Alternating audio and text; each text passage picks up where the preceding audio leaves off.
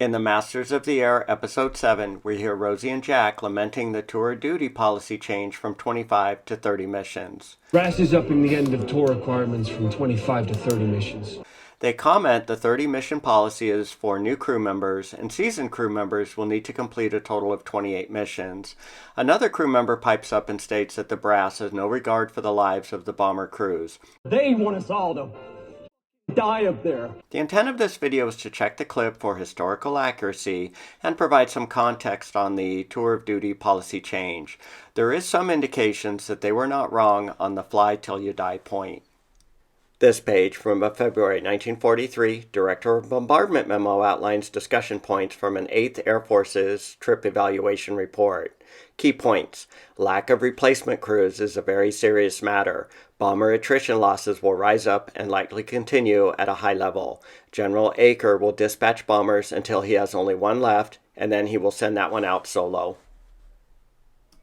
The purpose of the tour duty policy is discussed on this page from a 1968 USAF Historical Studies Division document titled Combat Crew Rotation, World War II and Korean War. The purpose of the fixed tour duty was to reduce incidents of crew combat fatigue. Maintaining this policy can be an issue if trained replacements are not available. The three key factors that drove the tour duty values are listed on this page from a 1953 USAF Historical Division's report titled Morale in the AAF in World War II.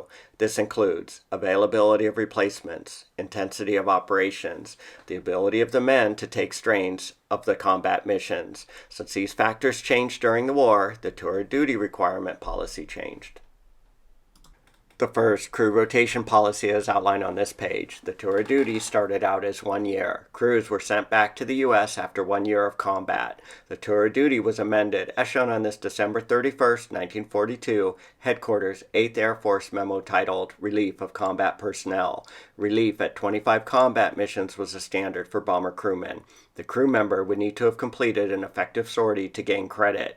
The definition of an effective sortie is defined on this page from a declassified 1945 Statistical Summary 8th Air Force Operations document. Simply put, if the purpose of the mission was carried out, credit is given. The fine print details are listed in the text.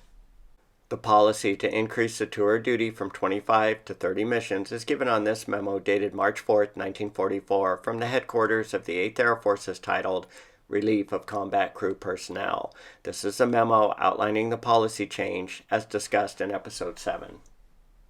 Rotating crews out of combat is causing a serious shortage of bomber personnel. The new policy will start on March 15, 1944. This is 9 days after the March 6 mission to Berlin. This table summarizes the mission requirements sliding scale to meet the revised 30 sortie requirement. The first column represents your credited sorties as of March 15th. The second column is the revised credited sorties towards the revised 30 mission requirement. And the last column is the number of missions to complete your tour duty. For example, if you've completed 20 missions as of March 15th, you will be credited for 23 and require 7 more to complete your tour duty for a total of 30 credited sorties. In this clip, the crewman incorrectly interprets the policy. Any crew in between will have to make 28. 28? 8 more for Helmick instead of 5. He states the new tour duty goal is 28 for seasoned crewmen. The tour duty is on a sliding scale. It was not fixed, but based on your credited sorties as of March 15th. He implies Helmick has completed 20 and will require 8 more to meet the tour duty goal of 28. Based on the policy memo, Helmick only needs 7 more missions, not 8. The episode did not accurately reflect the tour duty requirements policy. I am a volunteer at a museum and give tours and answer questions on our B-29 and B-17 artifacts. I will be correcting visitors on the episode's tour duty sortie requirement through the rest of my days as a volunteer. Thanks, Apple. The memo continues with justification for the sortie increase by reviewing the battle casualties from the various time periods as outlined in this table. The columns are the bombing target location, heavy bomber crew battle casualty attrition in percentage within the specified date period. Up to November 1st, 1943, the overall crew battle casualty attrition level equated to 5.17%. This dropped to 3.32% in November 43 through January 44 and 3.17% in February of 44. The decline in crew attrition is due to fighter escort, increased size of the bomber force, and the reduction of the German bomber interceptors. The main reason for the March 1944 tour duty increase is listed on this page. It was primarily due to lack of replacement crews. The U.S. bomber crew training pipeline was not keeping up with crew attrition.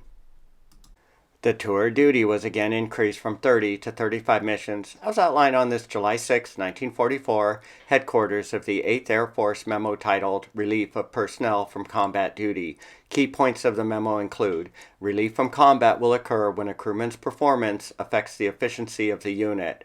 The new tour duty will be extended from 30 to 35 sorties. Under current combat conditions, crew members should not be showing signs of battle fatigue up to 35 missions.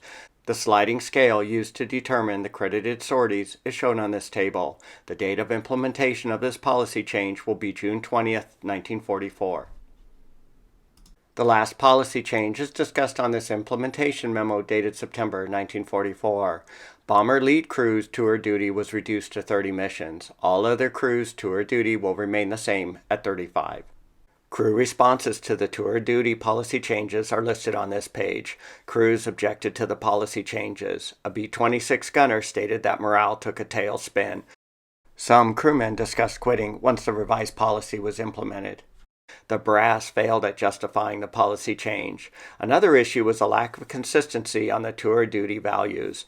The 15th Air Force heavy bomber crews were relieved at 50 missions, while the medium bomber crews from the 12th Air Force were relieved at 65 missions. The 12th crews did not understand why they needed to fly 15 more missions, given that they were at the same risk as the 15th crews. This table summarizes the tour duty requirement policy for the 8th Air Force's heavy bombers.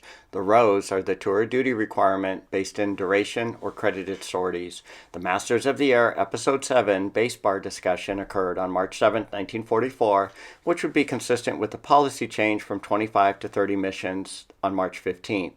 The Memphis Belle completed its 25-mission tour duty on May 17, 1943, where the 25 combat missions are each represented by the 25 stenciled bombs. This chart outlines both bomber and fighter attrition of the 8th Air Forces during the war. The x-axis is a month and year. The y-axis is the aircraft loss rate in percent. The curves in the body of the chart represent fighters and bombers. Note that the losses include both missing and Category E. Missing aircraft includes aircraft that are known to be lost in enemy territory or at sea. Category E includes aircraft that are damaged beyond economical repair or salvaged. This would be an aircraft that landed back in England but was so badly damaged it will never fly again. This is a good example of a Category E bomber. The tour duty changeover from 25 missions to 30 missions occurred in March 1944. The changeover from 30 missions to 35 missions occurred in June 1944 and remained in place throughout the remainder of the war, except for the reduction to 30 missions for lead crews in September 1944. There was no German policy with regard to tour duty, as discussed on this page from a 1945 Army Air Forces Evaluation Board document titled 8th Air Forces Tactical Development. Every German pilot continued to fly as long as they were capable. They continued to rack up combat missions until death or disability. In summary, the Masters of the Air clip accurately reflected the changing tour duty requirement from 25 to 30 missions. It also portrayed crew objections to the policy accurately. The episode did mess up on interpretation of the credited mission policy stating existing crew members would only need to complete 28 missions. You would think the production team's editors, fact-checkers, advisors, historical consultants would have double-checked the tour duty policy to ensure accuracy. If you've enjoyed these Masters of the Air deep dive explanations, please consider commenting and/or liking the video.